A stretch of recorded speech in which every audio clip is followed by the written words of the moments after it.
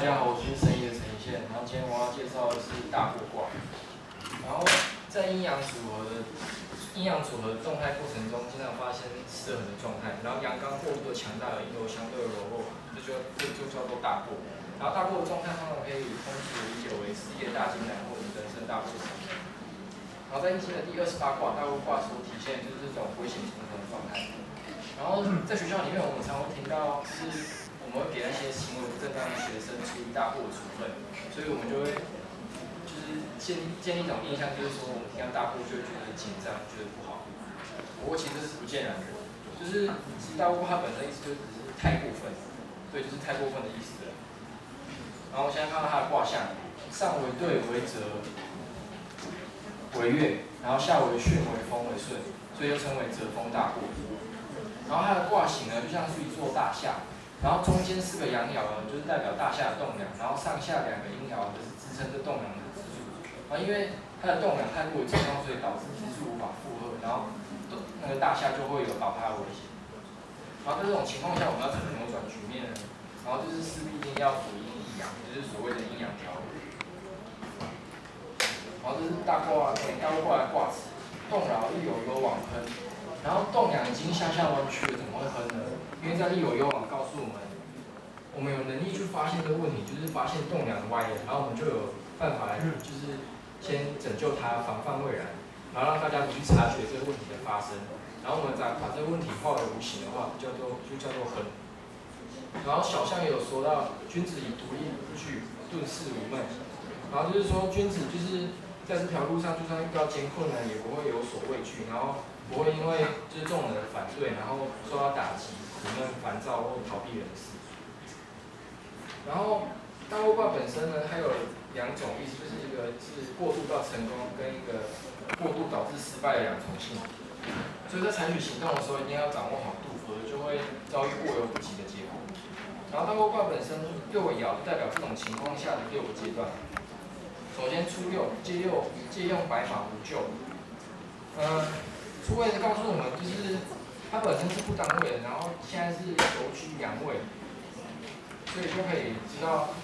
它意思就是说，就是拿柔软的白毛，然后垫在祭品下，就是保护上面的祭品，就可以免于灾祸。然后就可以告诉我们，如果你是一个非常的人物，然后想在这个非常的时期做非常的事，但刚开始你的势力单薄，你的声望不足，大家对你的了解还不是很足够，那这时你就应当就是谨慎行事，爱惜自己，然后并且寻求贵人，像白鸟一样在底下去保护你，然后这就是改变大过局面的第一步。好，接下来92，孤阳生一，老夫得其女妻无力。然后女妻则是指初六爻，然后92得到初六的滋润，这样它就可以无力。然后因为他们是相亲相助的，所以就是说92阳爻得到初六阴爻的资助，而且92居中，秉持中道，然后这可以说明就是阳刚之人在这个时候得到阴柔之人的帮助，这样就可以改变困窘的情况。然后93动摇凶，乌阳向下弯曲不正凶。93在这里为什么是凶呢？它虽然它跟上6一样相应，然后只要阴阳相应的话，照讲是吉祥的，为什么是凶？因为93的卦位已经到下卦的上爻，而且它又单位，所以就比较容易过分。然后就好像你一个人刚开始有表现，人家就开始认定你，然后就以为自己是栋梁，然后开始自以为是，然后过分的表现自己，然后这样就会引来凶。然后就看到前面的92，它不单位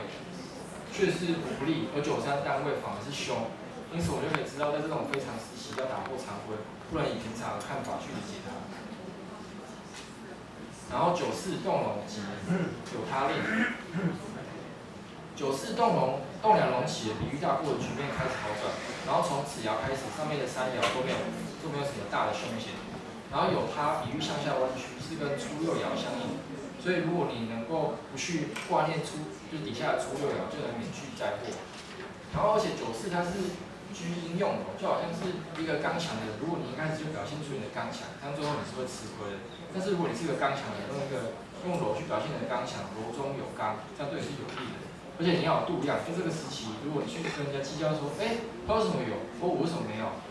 对，然后这样的话，你就会吃亏。所以在这种非常时期，就是要选择放弃一些东西，这样就会去得到一些东西。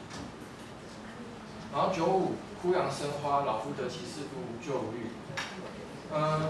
老父就是指上面的上六爻，嗣父只是指九五爻。然后老父他已经失去生育的能力，所以嗣父再怎么壮健都没有用，所以既没有灾祸也没有荣誉。可是这里主要在讲的其实不是老父，而是嗣父，因为处于九五尊位这个中正阳刚之人，他能够得到年长经验多的老父的帮忙的话，那就可以达到阴阳调和、同心协力，然后有助于改变大祸这个局面。然后最后上六过色灭顶凶无咎，然后上六他本身就是一个老妇人，然后去帮助九五这么庞大的责任，然后最后再来就是自己